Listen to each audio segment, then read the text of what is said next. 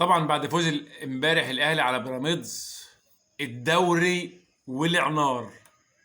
الدوري ولع نار، ويكفيك الشر على الزملكاويه. والعين نار اكتر من الدوري، والعين نار اكتر من الدوري.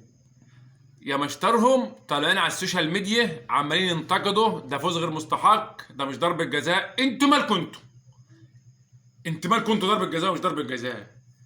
مش بكفايه هم؟ انتوا بتهربوا منهم. اكتر فريق في الدوري بيهرب من الاهلي، اكتر فريق في الدوري اللي هو الزمالك بيهربوا من الاهلي. خلاص بتهربوا من الدوري وبتنتقدوا بيراميدز. يا عم يا عم، انتوا عمالين من امبارح ما نمتوش. انتوا من امبارح ما نمتوش عشان الاهلي غلب بيراميدز. خليكم في حالكم، ده انتوا النادي الوحيد اللي بيهرب من الاهلي. وكمان نزل تصريحات الواحد شايفها على السوشيال ميديا، يقول لك احنا بعد ما الاهلي والزمالك هيلعبوا السوبر الافريقي في السعوديه لسه هيشوفوا نفسهم هيروحوا ولا مش هيروحوا. يا ريت ما تجوش، ابعتوا بيراميدز موجود هتيجي مكانكم زي كل مره.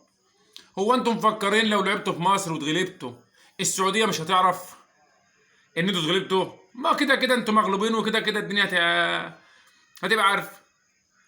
يعني يقول لك مش هنلعب في السعوديه، خايفين تلعبوا في السعوديه ليه؟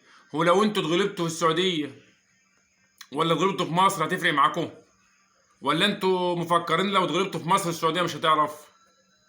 ونازلين لي من امبارح فوز غير فوز مش عارف ايه وحكم ايه. يا عم خليكم في خبيتكم، خليكم في خبيتكم. انا عارف اللي انتوا لسه لحد الان مش جايلكم نوم. هو كده كده الدوري رايح للاهلي، انتوا اكتر فريق بيهرب من الاهلي.